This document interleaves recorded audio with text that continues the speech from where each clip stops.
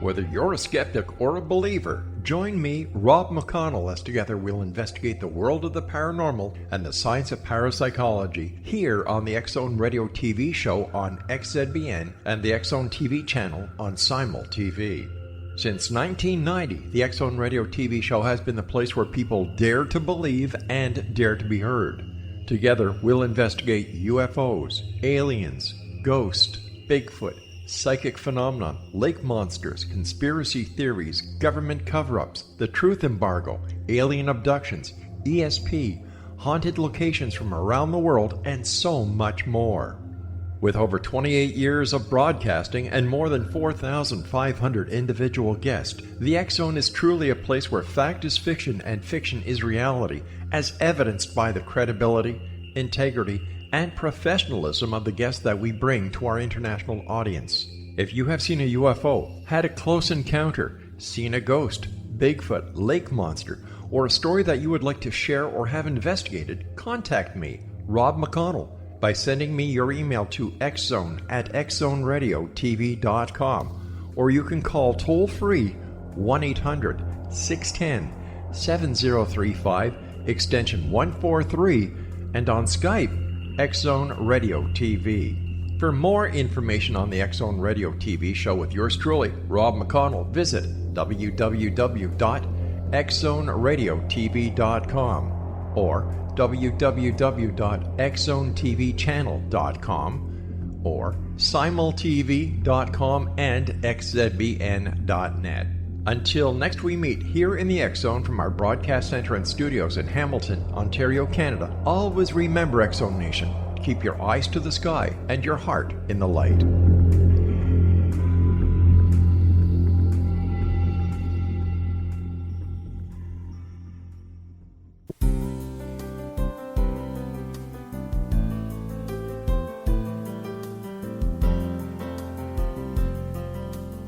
Welcome to Mission Evolution Radio Show with Gwilda Wiyaka, bringing together today's leading experts to uncover ever-deepening spiritual truths and the latest scientific developments in support of the evolution of humankind. For more information on Mission Evolution Radio with Gwilda Wiyaka, visit www.missionevolution.org.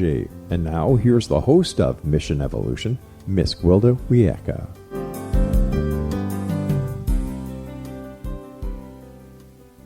Hello, dear friends. This is Mission Evolution Radio Show, where we share innovative thoughts with today's leading scientific and esoteric experts supporting the path to unity and enlightenment. I'm Gwilda Wiyaka. This hour we'll be exploring evolution, ETs, and the spiritual energy crisis.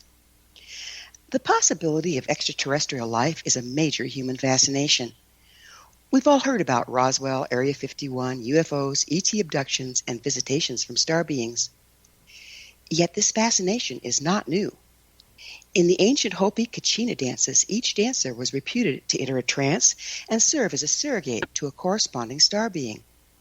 Through the surrogate, the star being was able to provide information and energetic transmissions for the tribe. The Lakota and many other native tribes believed they came from the stars. There are also Celtic legends of the Irish having extraterrestrial origins. Rites and ceremonies designed to access star beings, gain spiritual information, and energetic transmissions have long been practiced across many cultures. We're now entering into a critical time of human evolution and are deeply in need of spiritual guidance. Do ETs really exist? And if so, can we also access extraterrestrial light or sources to light our way? With us this hour to explore this fascinating topic is Richard Lawrence. Richard is a spiritual teacher, international best-selling author of 12 books, executive secretary of the Aetherius Society for Europe, and a close disciple and friend of yoga master Dr. George King, who passed over 20 years ago. Richard has made thousands of radio and TV appearances around the world and written hundreds of newspaper and magazine articles. He was a former columnist of the Observer National Newspaper, UK, and a co-presenter on national radio station LBC. His website, richardlawrence.co.uk. Richard, thanks so much for joining us. Thank you very much for inviting me, Gwilda. So you're clear over in the UK. This is a bit of a stretch, huh? Yeah, it's good though. It's good. You're in a very significant area. Yeah. As am I, actually. As am I. I'm clear up on top of a mountain here. It's pretty significant really? and cold. Yeah. Oh, boy. Yeah. Oh, boy. So you're the executive secretary of the Aetherius Society. What is the Aetherius Society? Actually, we have two executive secretaries. One is me. I'm in, as you know, London. And we have another one in Los Angeles, a very good close friend of mine called Brian Kneep. And the Aetherius Society was founded in 1955. It was founded by Dr. George King, whom you mentioned, founded in England. He later moved to America. And it was founded because of the transmissions, which you also referred to, the communications he was receiving from beings from other planets, and not only to propagate or spread those teachings, but even more so to carry out the missions they were bequeathing to us, to the world, really, for anyone who wants to join in with them. So I've got some real questions about the ETs and where you're getting he and you were getting the information from. Are these actually little green men, or is it a light information, or is it metaphor? What are we dealing with here? You sound like something from the 50s there, if you don't mind me saying, little green men. Yeah, no. No, well, I don't know of any little green men. I'm not saying there aren't any in the universe, but these are highly advanced spiritual intelligences. And as far as the Aetherius Society is concerned, some of the most advanced, elevated beings. I mean, here we are leading up to Christmas. The Star of Bethlehem was not a star, clearly. If you believe in the Star of Bethlehem, I know some people don't, even within churches don't nowadays, but for thousands of years people did, and many still do, and it was apparently a star that hovered over a stable. Well, we know it wasn't a star. Star would have destroyed the planet, as a matter of fact, if it had come that close. It was clearly some type of UFO, and the people following it were clearly, we're told, very wise, and this was to herald the birth of an interplanetary being, we believe, one of several, not too many, but several who've come through the ages. Others would be Sri Krishna, the Lord Buddha, Confucius, and others.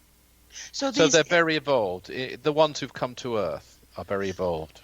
So the interplanetary beings, like Christ and Krishna and so on, were they born with a genetic predisposition to be able to channel this spiritual information?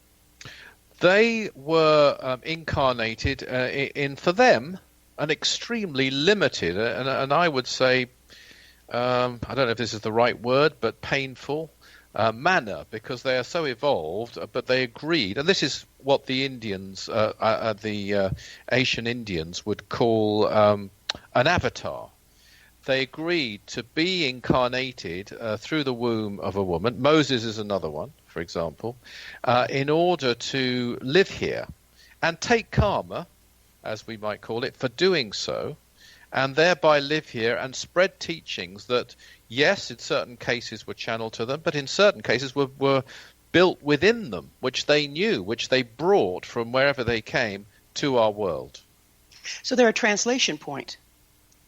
Okay, that's an interesting phrase, yes. They stand out. I think they have certain characteristics that mark them out, certainly the ones I've named, and some others. I would like to stress one thing, that so often these great avatars on our world were male, and this is not because they actually necessarily were male intelligences. It was because of the backward, primitive nature of this planet and its sexism and so on through history, including within spirituality in many cases, that they required to use physical male bodies to carry out their missions, but in certain cases, and Jesus would be a notable one, they were very much female too. And this is just the way in this limited world, they had to operate in those days. Well, Jesus had a counterpart, Mary, and Buddha had a counterpart, Kuan Yin. So was that actually a counterpart of them, or was it a partner here? Well, I would personally believe that Mary Magdalene, while being a remarkable individual, was not of the same caliber as the Master Jesus, as I would call him. Certainly acted as a female partner to some degree in that mission, but was very much from this world. So what I was there talking about, I mean, on advanced planets, they aren't limited to a sex. I mean, they can be both sexes combined in one intelligence. And the only point I wanted to make there, because I think it's a shame, really, that so often when one is talking about the great masters through history, whether you have my beliefs or any other belief, they often tend to be male. And I think that's the reason, and that's what I wanted to stress, that in fact they aren't just male. They're often male and female intelligences who've had to use a male body because of this world and the state it was in. That's humanity. Now we're moving into that's okay. Now we're moving into a more balanced time as we move into the age of Aquarius, and the male-female balance is coming back. If we follow this logic, does that mean that maybe we'll start seeing some female masters here in the future? Absolutely, and female masters from this world as well, of which there are already many. And you know, people talk about sometimes the Great Brotherhood, the Ascended Brotherhood, and so on. Actually, they aren't necessarily male either. And sometimes they're called the Great White Brotherhood, and they're very often they're of all races. So yes, I think for sure, and it's actually our belief in the Aetherius Society that in the New Age and in the future, because the Mother Earth is a female intelligence, the planet greater than any avatar even, that the world actually will be run predominantly by females. There's an interesting thought there, isn't it? Because if you go back in some of the native tribes, they were matriarchal as well. Yeah, true. That's true. You'd know a lot more about that than I do, but yes, that's good to hear, really. So who's Dr. George King? Dr. King is a most remarkable person. He came from another world. He didn't like to talk about that or even admit to it too much, other than in very private company. And even then, it wasn't really discussed. But we know that he was, and now we're saying so freely because we've just published his biography, and it can be disclosed. He was born here in Britain. He was an extremely unusual person, even as a child. I mean, there are a number of children who have psychic abilities, and he was one of those. But he was on a quest to find truth, and he was about 20, I think, when the Second World War broke out here, and people were called up, and he didn't join the fighting services. He actually joined the peace services. He was in the fire services, very dangerous task as well, in the Blitz in London. But he was really seeking out spiritual wisdom. He wasn't satisfied by the teachings he was getting in the religion into which he was raised and brought up, which was the Church of England. And after the war, he turned to yoga philosophy, which in 1945 was extremely unusual thing to do in England, especially for a man. But he didn't just do that.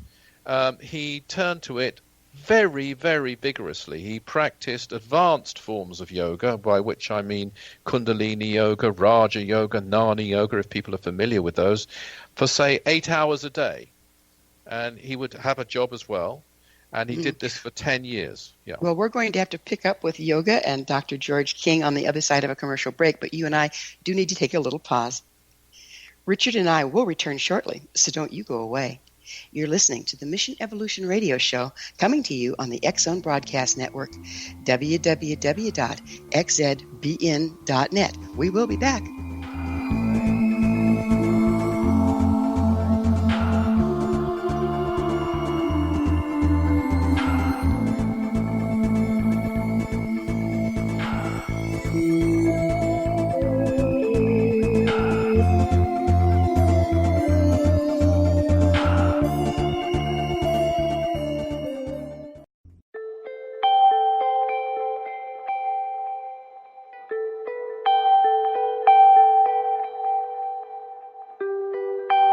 It's hard to listen to the news without realizing we're living in volatile, unprecedented times.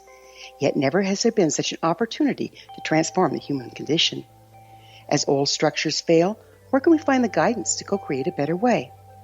Find Your Path Home is an ever-evolving, leading-edge information, education, and healing resource center designed to support and guide you on your path to unity and enlightenment.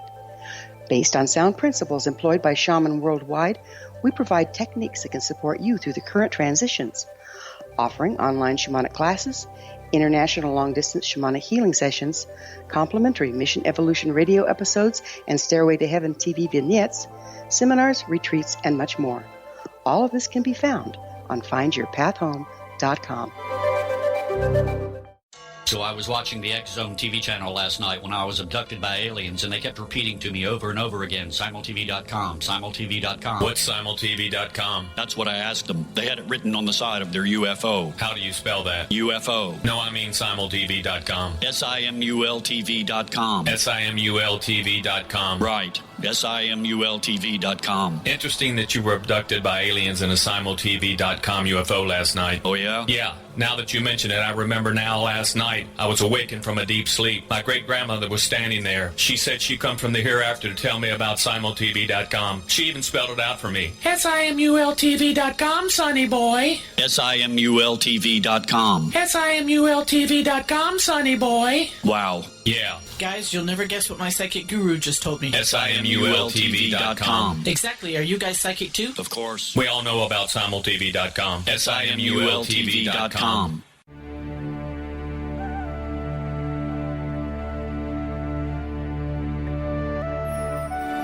Shamanic healing is the key to personal empowerment. Why? All four levels of our being, physical, emotional, mental, and spiritual, must be addressed for us to enjoy balanced, healthy, abundant lives. Yet there are few provisions for spiritual or energetic healing. Shamanism, found at the root of all cultures, is a very effective spiritual healing modality. To find quality shamanic healing you can trust, regardless of where you live, look no further than Find Your Path Home Long-Distance Shamanic Healing Program. All Path Home Long-Distance Healing practitioners have been trained and certified through Path Home Shamanic Art School. Change your life. Live abundantly. Schedule a long-distance shamanic healing session with Gwilda Wiyaka or one of her quality practitioners today at findyourpathhome.com.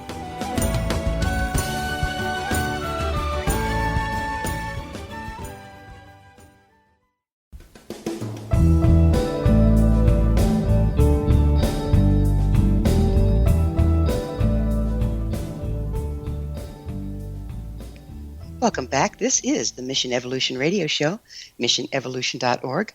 We're dedicated to unification and evolution of consciousness. Our special guest this hour is Richard Lawrence. His website, richardlawrence.co.uk.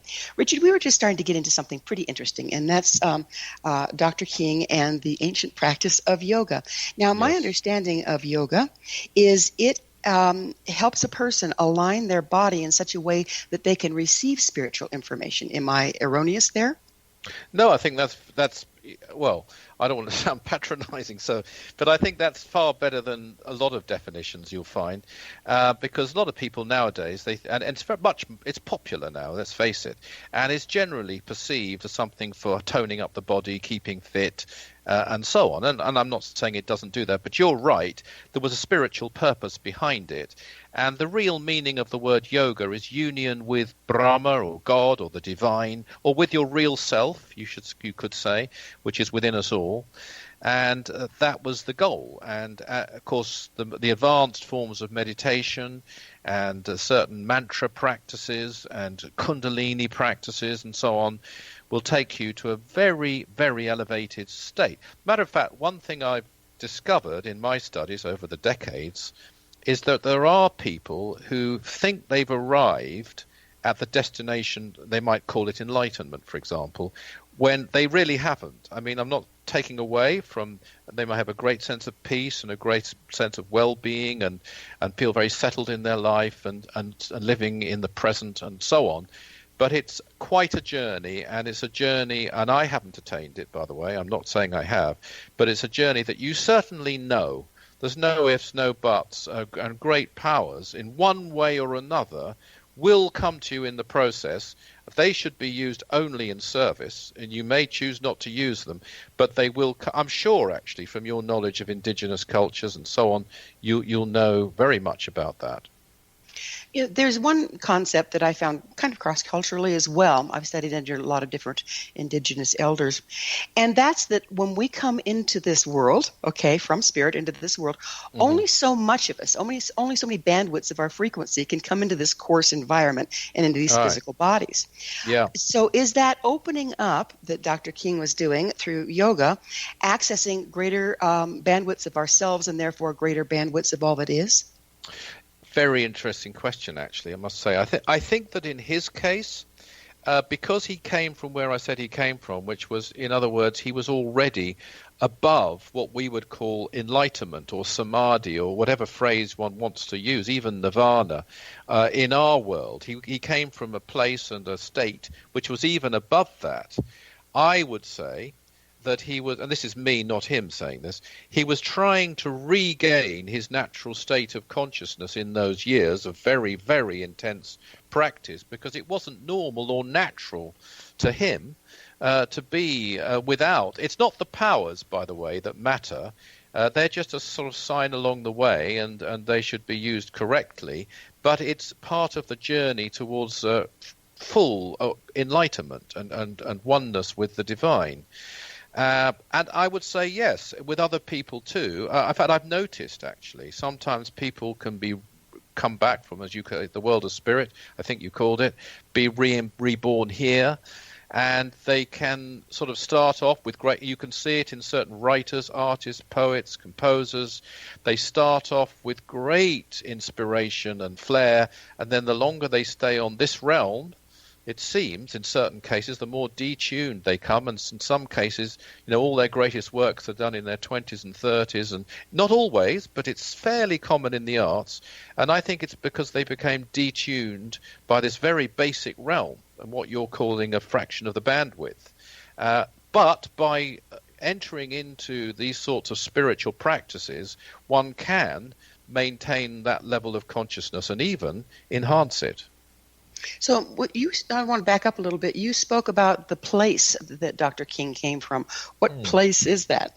Well, he came from another planet, I believe, along with some of the other intelligence I've named and other intelligences. I don't believe he was from this world. It's not something he pushed himself, but that's my belief. So if somebody didn't even want to believe that, I could describe it as though he was a very enlightened, realized soul, should we say, before he was ever born in that life. And so it was more a question in his case of reclaiming the consciousness he'd already attained before birth. Do you think his going through that process of losing it to become incarnate and then reclaiming it kind of left an energetic trail for the rest of us to follow? That's a great point. Yes, I do, actually. I do. It's because one of the points he always wanted to make, and he impressed it upon me in no uncertain terms when I was, as you rightly said, his disciple, his student, and his friend, was that he believed we could all do what he did and what the great ones do. He wasn't a believer that only a few people have a gift and they're special and other people can't do it. And as a matter of fact, I think the impression I get, because I didn't know him until he was in his 50s, but is that he was disappointed really by then already a bit. I mean, he was certainly always a very positive person. And never lost that faith in human potential. But I think he had expected, from the impressions I got, some of the people that he knew to have progressed more than they did already. And I think if you look at his earlier writings, they are much more, there's great expectation because of what he could do, of what everybody else could do. So that was built into him. And yes, you call it a trail for us to follow. I would agree with that. And he always had it. And he turned to me one day, we were having a walk, and he said, "There is nothing that I've done that you couldn't do." And I actually, as he said it, I found that hard to believe in my mind. I listened to him. I wasn't going to argue with him. And I think he must have picked up my thought because he pointed out to me, although we were out on a walk by a river, actually. And he said, "And I really believe that." And I thought, okay, point made. So he came to assist an evolutionary process. Yes, indeed. And evolution was absolutely his thing. Your title, Mission Evolution, he would absolutely love. That's really him. I mean, I've never encountered a person who was so committed, even in history that I've studied, so committed to their mission as he was. And he felt the only reason we're here is to evolve. And that's what it's all about. And that's what it's about for humanity. And that's what we need to do, especially in these days. Yeah, these days are particularly important, and it seems like we're kind of the extra ones out there. There's quite a bit of focus on the Earth at this time. I mean, there has been for millennia, but that's an eye blink, blink of the eye in the universal timing. Why do you think that is? What's going on? Well, there's a great change going on, we believe, and our key date, Gwilda, in our calendar is July the 8th. And that's because we believe that on July the 8th, 1964, the Earth, the Mother Earth, as I mentioned, and if there was one thing that motivated Dr. King above all other things, it was the Mother Earth, even over and above humanity. And we believe that on that date, she received a great cosmic initiation. But there is a tragedy, which is, in one way, there's a tragedy, which is that she's not taking, we believe, and never has taken, her dues. She's held herself back. I mean, we could talk about all of us being limited on this very worldly plane with the terrible things that happen in this physical realm that we're in, but it's nothing compared to the limitation she suffers and is willing to suffer and is willing to sacrifice for all of us, and she's holding back her light, essentially. And this is a tragic thing. This I've seen. I mean, there's scientific evidence that we're entering into an area of the galaxy that has a lot more luminosity. And that luminosity is being fed to the sun, and through the sun's electromagnetic field being fed to the core of the Earth. And then that's being fed back to the surface, and we're not coming along on that ride. What's going to happen there? That's fascinating. That's very interesting what you said there. Thank you for that. And I would say what we believe is there will come an end. There will come a time. And actually, if you look at some of the prophecies, I mean, just to name one, you would know far better than me, and correct me if I'm wrong, but I seem to have read that the Hopi Indians believe in a great change and the coming from the sky of a being called Patana. Would you know that?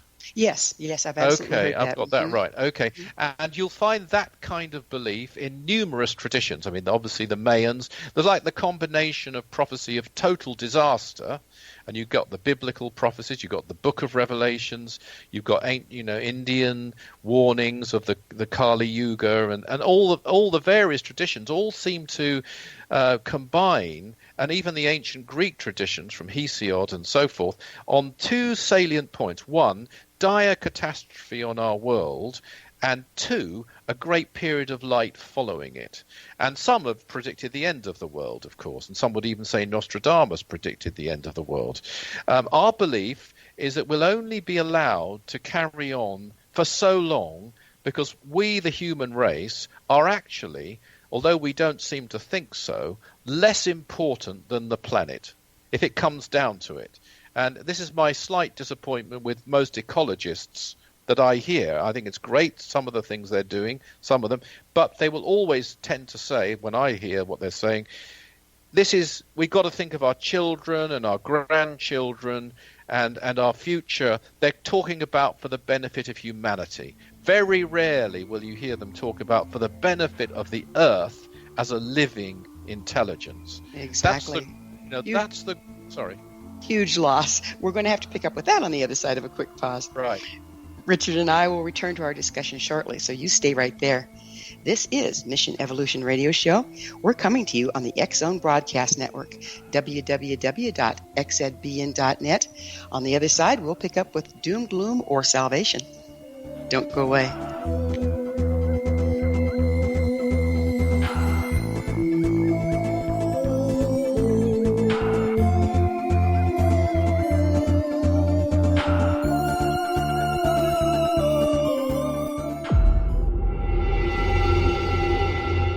Whether you're a skeptic or a believer, join me, Rob McConnell, as together we'll investigate the world of the paranormal and the science of parapsychology here on the X-Zone Radio TV show on XZBN and the X-Zone TV channel on Simul TV. Since 1990, the X-Zone Radio TV show has been the place where people dare to believe and dare to be heard. Together, we'll investigate UFOs, aliens, ghosts, Bigfoot, psychic phenomenon, lake monsters, conspiracy theories, government cover-ups, the truth embargo, alien abductions, ESP, haunted locations from around the world, and so much more. With over 28 years of broadcasting and more than 4,500 individual guests, the X-Zone is truly a place where fact is fiction and fiction is reality, as evidenced by the credibility, integrity, and professionalism of the guests that we bring to our international audience. If you have seen a UFO, had a close encounter, seen a ghost, Bigfoot, lake monster, or a story that you would like to share or have investigated, contact me, Rob McConnell, by sending me your email to xzone@xzoneradiotv.com, or you can call toll-free 1-800-610-7035, extension 143, and on Skype, X-Zone Radio TV. For more information on the X-Zone Radio TV show with yours truly, Rob McConnell, visit www.xzoneradiotv.com or www.xzonetvchannel.com or simultv.com and xzbn.net. Until next we meet here in the X-Zone from our broadcast center and studios in Hamilton, Ontario, Canada, always remember, X-Zone Nation, keep your eyes to the sky and your heart in the light.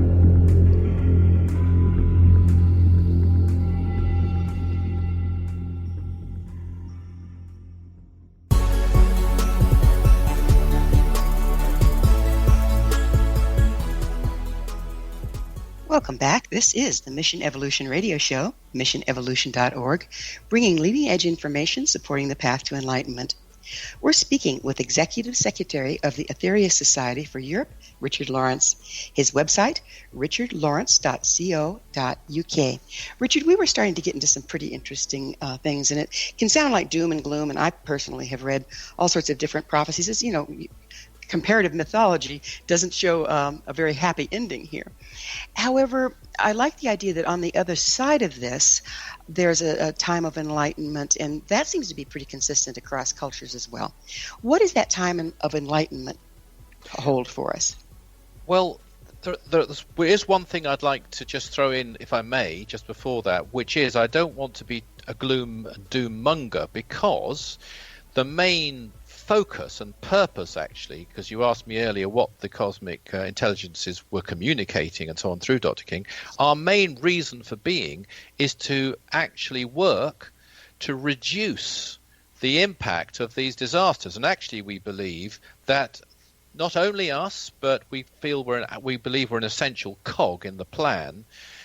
We have been able to do that, and Dr. King especially has been able to do that, and that it would have been far, far worse than it is now. Moving forward to this age of enlightenment, or some people call it heaven on earth, or whatever it's called, in biblical terms, there is great reference to the sorting of the wheat from the chaff.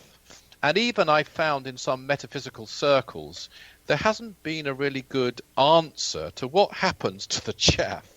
You know, and one of the things, and it came to me actually very strongly, I did a pilgrimage earlier this year to a holy place in Cornwall, and some words came to me. I'm not saying it was any kind of message or a communication from anywhere in particular, but some words settled in my mind, which were, and the chaff shall become as wheat.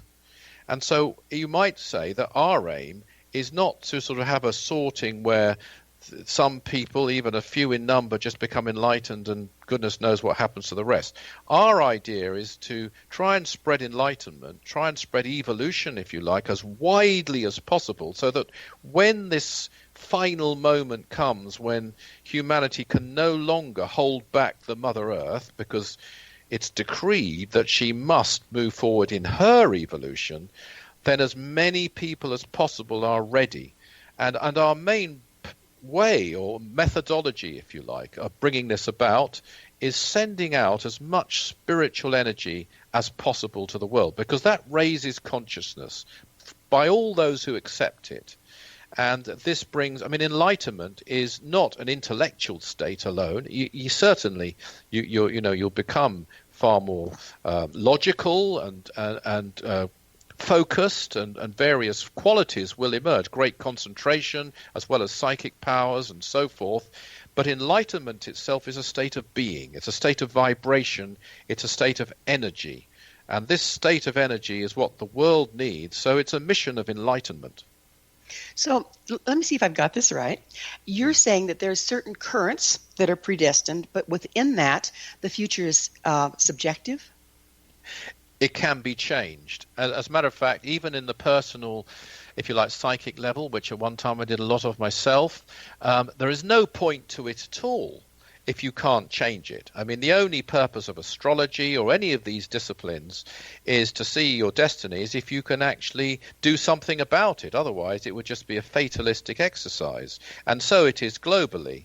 And we are part of everything that we do, and we're not alone, as I said earlier, but everything that we do in the Aetherius Society is on behalf of the world as a whole. The more we cooperate with the Mother Earth, the more we love the Mother Earth and send the energy of love to the Mother Earth. It's not so much that she actually needs it, it's a karmic necessity, if you like, that we have an outpouring of energy to our world. And then, I don't know if I'm actually answering your question here, but then that will tend to bring a rise in consciousness, which is a step towards enlightenment.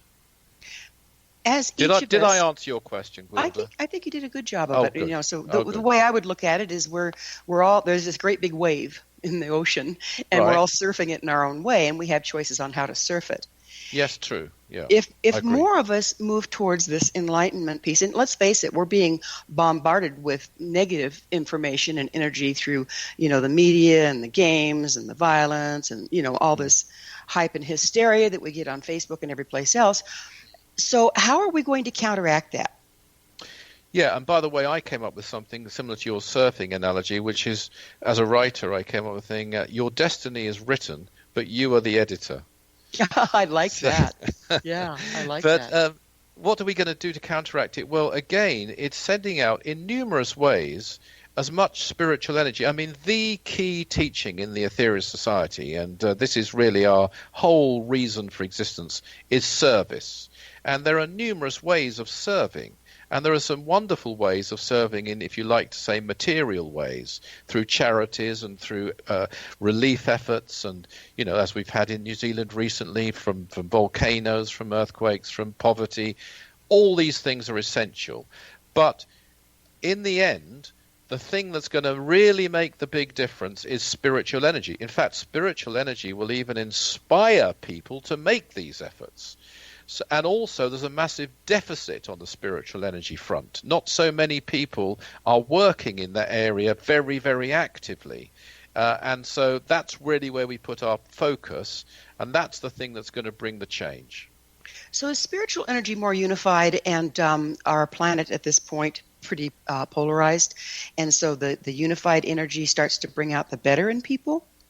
It does, and it's sent out into what you might call the mind belt, into the ethers, if you like, through various methods, prayer being one, mantra being another, various rituals of various kinds, which are for the betterment of all, which aren't trying to control anybody at all, but are sending out love. So if you have a war situation, you and some people will pray for a certain outcome which they believe is in the best interests of the area, but that is trying to condition or control the minds or the actions or the behavior of people in the area. That's not sending out spiritual energy.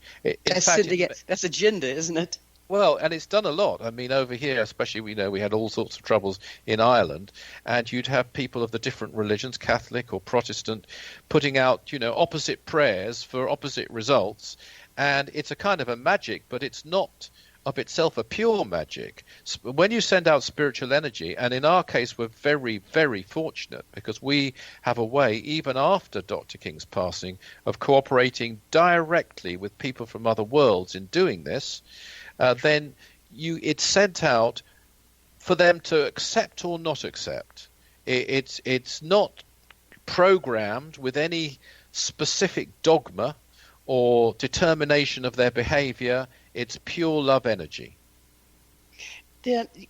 Which brings us back to, you said that Dr. King had powers. What were these powers? Well, in the period that we were discussing, which was following the Second World War, in the period of the 1940s and early 50s, he had abilities which are fairly common, such as mediumship abilities, healing abilities, clairvoyant abilities, or psychic perception abilities. Also ones that aren't so common. He learnt at will, and this I think is extremely difficult thing to do at will, to astrally project. He physically levitated as well. That means the physical body. And I know his niece, actually, and she actually witnessed him doing this in her grandmother's house. And he did this more than once. He had even the power at one point of invisibility.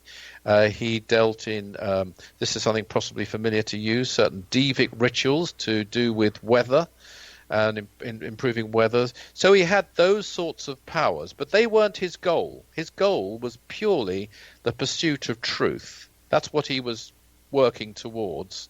But it did mean that he could raise the Kundalini, gained great physical strength, for example, when he did this and demonstrated this. And then he found out that the reason of all this was done was so that in 1954, when he was contacted by the master Aetherius, after whom we are named, he was able to be a medium for that intelligence. Mediumship is something that I find absolutely fascinating. But in a nutshell, the higher you're able to raise your consciousness, the higher the intelligence who can communicate through you. So that's a power of a kind. So isn't it subject to translation? So you're getting this information, but then it has to come into human language, and isn't a lot lost there? Very good point. I mean, I've done a lot of mediumship myself at a much more basic level. And one of the things that I didn't use the methods, his methods are far more advanced than anything that I do. Mine are more telepathic and developed over the decades, and I have psychic perceptions as well to confirm that the authenticity of what I'm getting. But I went through a period where I was getting a number of poets and writers. It was quite interesting. I actually wrote a book called God's Guides and Guardian Angels, and some of the poems are in there. And sometimes when you're getting something very quickly like that, you have to you can't think much about it. You're right. In fact, if you do start thinking about it, you'll lose the focus because you're not there to bring in your own thoughts. In fact, you've got to put your thoughts aside and just focus on what you're getting. What I found after I'd written this down, and I handwrite it, was a poem that rhymed, that was in iambic tetrameters, which I'd never heard of, was written by two 17th century poets I'd never heard of, and used language from the 17th century. So I couldn't argue with that. That's one type of thing where the actual words had to be given to me. I think that's why they did it as a sort of exercise, really, because it won't rhyme and it won't have the same rhythm. Now we're gonna have to go more into this again on the other side of a commercial break. Okay. Richard and I will be back shortly, so don't leave us now. This is the Mission Evolution Radio Show on the X-Zone Broadcast Network, www.xzbn.net.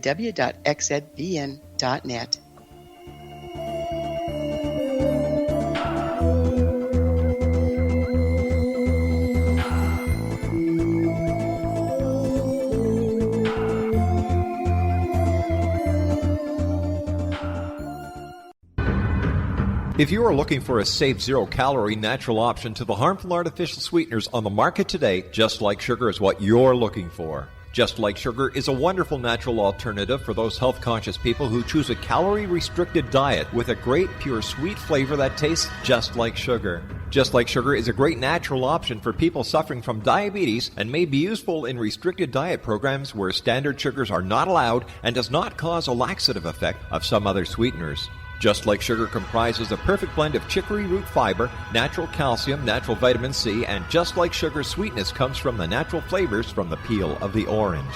Just Like Sugar is a natural alternative to harmful artificial sweeteners and will change the way that you believe all natural sweetener products taste. Just Like Sugar is available at your local Whole Foods markets, Wild Oats markets, Henry's, Sun Harvest, and many other fine natural food stores in the U.S., Canada, and worldwide.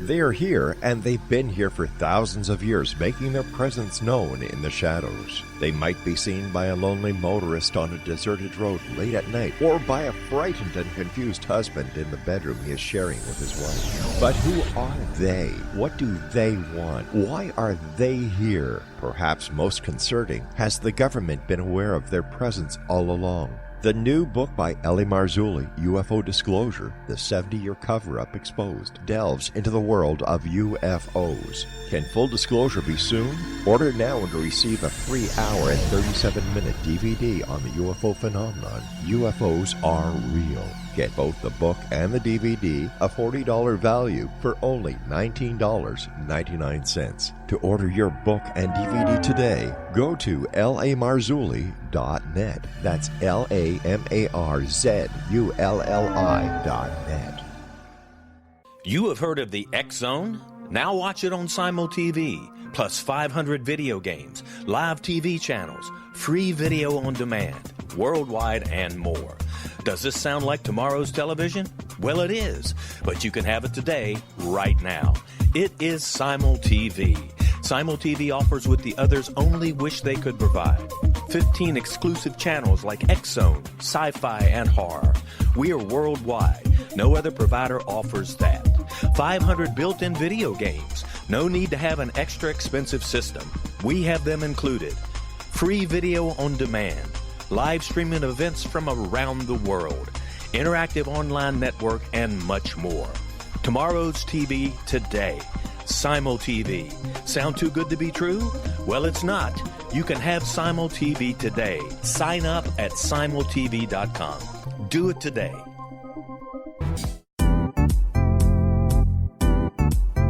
Memorable dynamic presentations are a not-so-secret weapon in the business world. Do you have a powerful message that must be shared, but you haven't found a way to deliver that message? Do you want to be known as a top public speaker who gets amazing results? Are you ready to create and deliver your powerful message? Thomas Hides can help you create and deliver your speech to get the results you desire. Visit iconquality.com. Did you expect your business to flourish, but instead it plateaued or didn't get off the ground yet? Would you like to achieve massive goals and discover new sources of income within your business? When you're ready to experience that type of success with fast results, Cindy Hendricks is the business coach for you. Her work with entrepreneurs and business owners has been life-changing. To get you and your business where you want to be, go to imaginemoresuccess.com. Has the fear of public speaking stalled your business or personal life? What would you give to develop and maintain supreme confidence? Have an invaluable private program to always perform at your best. Imagine how you would feel. You can have all that and so much more today with Thomas Hides' life-changing course called Number One Fear Unleashed. Visit numberonefear.com and be liberated from your fear of public speaking.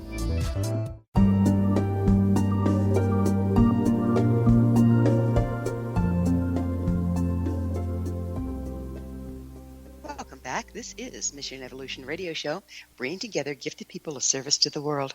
To suggest a topic or a guest, email us at info@missionevolution.org. And speaking of gifted people of service to the world, our guest this hour is Richard Lawrence.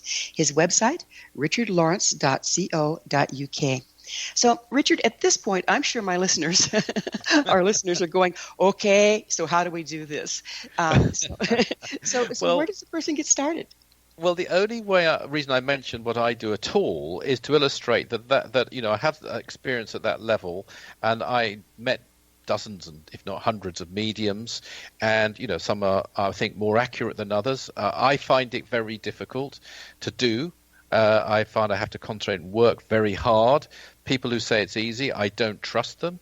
In the terms that that sounds dogmatic, but I don't think it is, not to do properly. But all of that, and that's the kind of mediumship I think you'll find from other people on the whole too, in one way or another, is way below the type of method used by Dr. King. That's the only reason I really mentioned it. in his case, he would, because of this 10 years of intensive yoga training for 8 hours a day, something I haven't come across, even claimed by anybody in the West who was doing a job. Actually, anyone in the East who was doing a job, for that matter. I don't know. I'm not saying there aren't any. But he did this, and he sort of didn't do the things that most people would be doing in their 30s and 20s. This is what he did. And as a result, he could raise the force of Kundalini, if listeners are familiar with that, into a high psychic center. So when he, and I'm taking up your question about translation, when he received a communication, say, from the master Aetherius, who came from Venus, or from another intelligence, from another world, even the master Jesus himself, the wonderful practice, the 12 blessings, can't think of anything better at Christmas time than the 12 blessings. When he received this, and in fact, may I just quickly say, we have a website, 12blessings.org. People can join in with us on that site. Now, when he did this, he was receiving a beam of pure thought onto a psychic center. It wasn't words like I was describing there. It wasn't a particular message in a particular language. It was a pure thought transmission from an extraterrestrial being. This then got translated through his brain and spoken by his voice, his larynx, whatever it may be, and then recorded, tape recorded. And that's the end result, so that the language that came out was a translation really through his brain of the different emanations in pure vibration from extraterrestrial beings. The voices are completely recognizable. You can hear them, a recording from 1956 or something, then a recording, say, from 1979, and it's exactly the same voice with the same intelligence. So he was actually channeling the extraterrestrial and recording that. Was. And so his personal voice would change accordingly? It would. But what I really was trying to stress there was that he was using a method of trance, and I know it's getting a bit esoteric and a bit technical, which I don't think is used by people, even mediums, not the ones I've met, even when they're in trance. I don't think they would know where the Kundalini was. And that doesn't take away from them. I'm not criticizing them for that. But it's all I'm trying to say, it's a different state of being than the one he had to employ to bring through. And I think this is important, Gwilda, because you will get people who say, come on my weekend workshop, and by the end of it you can channel Saint Germain, Mother Mary, almost whoever you choose. And I'm afraid I don't think that's possible for the average person, because you have to be capable. It's rapport. So to be in rapport, you have to be at the level of, during the transmission, the transmitter. So it's an inside job. In other words, the light is only as clear as the window through which it shines. So these people might be getting some esoteric information, but then it's subject to pollution, and because the channel itself is not as clear. I mean, clearly, Dr. King put in his dues to get to the point that he could be a more clear channel. Yeah, that's For right. those of us that are trying to participate in the solution rather than being part of the problem, and yet we want to be able to bring this through. How can we do this? How can we find a way so that we have checks and balances within our limited being? We obviously aren't necessarily enlightened when we come. What can we best do to serve here? Well, I think what we can best do to serve, because although I do, as I say, channel myself, it's not something that I recommend everybody does, strangely enough. I mean, I'm not saying they shouldn't. I do it myself. But it's not essential, I don't think. I think probably better and more useful for most people would be healing, would be prayer, would be mantra radiation, would be, a variety of transmission of energy methodology, which everyone can do, everyone can learn. I mean, the 12 blessings, the practice of the 12 blessings, I would recommend above all others. That's something everyone can do. I do it myself. We do it all the time here, regularly here. We do it online. And that, I think, is the best thing. If somebody wants, though, for some reason to take up mediumship, and they're welcome if they want to contact me through the website you mentioned, I'm happy to help. I would be very careful, though, because there are many things that can go wrong. I must say that from personal experience. And you've got to have real control over your mind. real control over your imagination, or you can get a mixture. And I've been on the radio with mediums who get a mixture. And that's quite dangerous, because some of it's really good, and because it's really good, people believe them, and then they make the odd mistake. The mistake can be misleading, and it's believed in because of what, it's what's good. And so you've got to, I wouldn't do it unless you can really hone it down. That's why I say, for me, I work very, very hard and concentrate and have to focus to make sure that it's accurate. There's a lot of spiritual misinformation out there. I mean, we're kind of like one big modern New Age mess where people, like you say, have gone out half-cocked, had a weekend workshop, and declare themselves as authorities. How can we tell the difference between someone that is sharing reliable information and the self-appointed authorities? Well, the great news is that within us all is something above channeling, something above psychic ability, and that's our own inner self. I mean, if I may, I'll read the last few lines of my book, because it sums it all. That's God's Guides and Guardian Angels, which I wrote with Mark Bennett. Whether you channel or not, you can still benefit from the wisdom, teaching, and inspiration brought by some of those who do. And you can develop your own psychic and spiritual abilities, perhaps in even more useful ways, and apply them in service to others, knowing that you'll be cooperating with higher forces. And as you do so, please remember that there's something even more precious than any powers or abilities you may develop along the way. It is silent, it is still, it is the voice within. And so I think the answer to your question is that you discriminate. You look at the claims that people are making, and look at the people who are making them and what they are doing and what their track record is, but you judge on the content of the teachings. And that's one thing Dr. King said about his own communications in a television interview. He said, either it's what I say it is, which is contacts with beings from other worlds, or it's coming from, I think he said, my puny little mind. But he said, if it is coming from my puny little mind, I must be pretty special. He's not saying that he is. In the end, you judge by the 12 blessings or the 9 freedoms, and with any other channeler, what's their message? What are they doing? What difference is it making? And that's how I would judge. I wouldn't expect anyone to take my word for anything I say. Have a look at the teachings that we offer and form your own conclusions. And that's the way you'll find the truth. So would you remind our listeners how they can find the 12 blessings? So they can find the 12 blessings, as I mentioned, at 12blessings.org, 12 blessings. Also our website, that's the Aetherius Society, is aetherius.org, aetherius.org. And we've just written the biography of Dr. George King, that's Brian Kneep and myself, and that's called The King Who Came to Earth. So how can the information from extraterrestrials impact the spiritual energy crisis that we touched in on? Very much so, because as far as Dr. King is concerned, that was the only real crisis on Earth. And if you think about it, you've got, say, a war, and you want to bring peace, and politicians negotiate. I mean, there's been negotiations of one kind or another going on in parts of the Middle East for over 3,000 years. There's been dispute over land, the so-called promised land, or whatever else. And in the end, what's going to change that situation, as with every other situation, including poverty, when you get to the point where people who are extremely wealthy don't want to see poverty, they'd rather remove poverty than buy a jet. To get there, you have to have a change of consciousness. I'm afraid a peace treaty may not last. I'm afraid financial aid, great as it is, may not last. May be siphoned off to the wrong parties. Still give it, but it's not a lasting solution. The lasting solution is spiritual energy sent out through prayer, sent out through mantra, sent out through cooperating with higher beings, and that can bring lasting change.